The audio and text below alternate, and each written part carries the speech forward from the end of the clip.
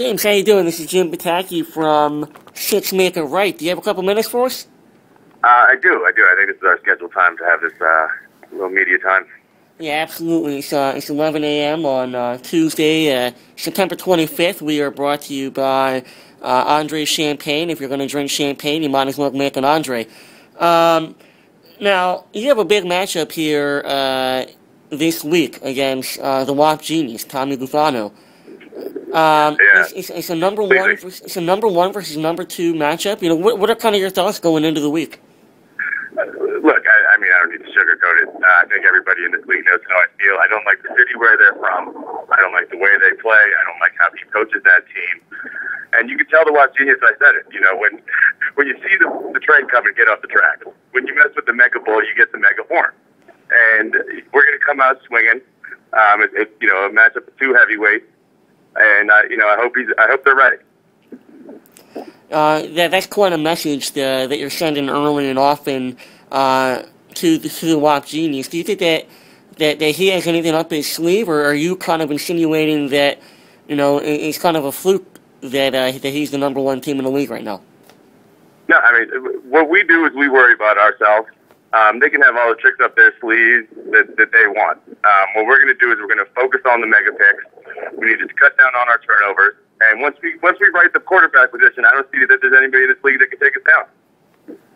Speaking of that quarterback position, you guys have been littered with turnovers and inconsistent play. A lot of that being from, let's just face it, from Michael Vick, who was your, number one pick, essentially. What do you guys do there? Are you looking to make a change? Is there a QB controversy? One might ask a mega controversy. Well, the bottom line is Michael needs to play better. We're not ready to give up on him yet, but we do have, Russell, the hustle love muscle in waiting. He's been playing well. He's been consistent. He hasn't blown up yet, but he's getting there. He's a rookie. But Michael is just kind of getting beat up. Let's face it. And he's got a tough matchup this week against the Giants. So we might see Russell a little bit earlier than most people were expecting. Is it going to be a situation where you're just rotating the quarterbacks based on matchups? Or, is this, a situation where, maybe it's just this week, because of Michael getting beat up and, the matchup? Or is this going to be a week-to-week thing for you guys? I mean, we're definitely going to make decisions on a week-to-week basis. No one has really stepped up and earned that spot as a starter that's going to be in there week in and week out. Jay Finnett started off great. The first couple of weeks, Michael, despite the turnovers, put up some good numbers. But just this past week, both guys didn't show up. Jay now for 2 weeks in a row, and Russell's been there. He's ready to play. He's shown he's mature. He gets to the facility early every week, and puts in the time, and really showing that he's determined and he wants that starting spot. And it's only going to be a matter of time before we give it to him. Yeah, absolutely. One last question on the quarterback position before we move on. What sort of image is Jay Cutler?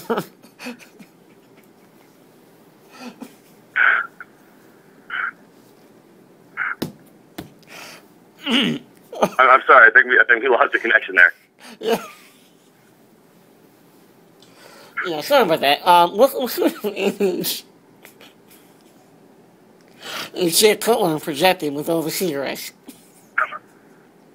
Well, he's pretty apathetic to what the public thinks of him, and he really could not care less about the health concerns or what image it sends to the kids. He's like Charles Barkley. He's not a role model. He's out there to bang Kristen Cavallari and throw a touchdown. So that's kind of where he is on that. He loves the heat. He'll spark it up. He'll throw some darts. That's what he does. His leadership clearly isn't coming from the quarterback position.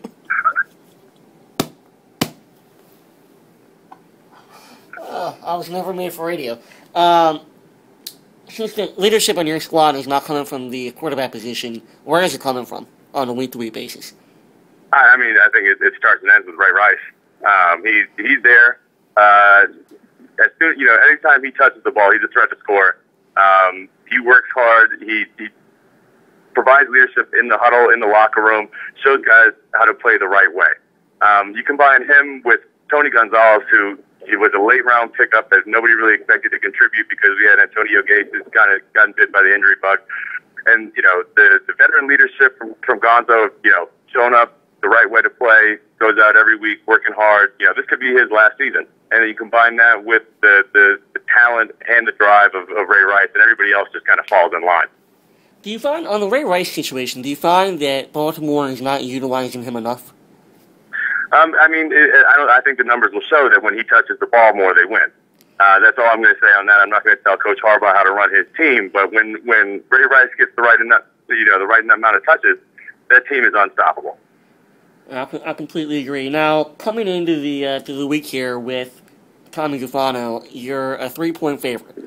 Now, you're the number 2 team in the league. He's the number 1 team in the league. Obviously, the experts have you projected to beat them this week based on the matchups and based on who's on your squad. How do you feel about coming into this week being the favorite? I think that's a hat that we wear well. We like people coming at us. We like to get everybody's A game.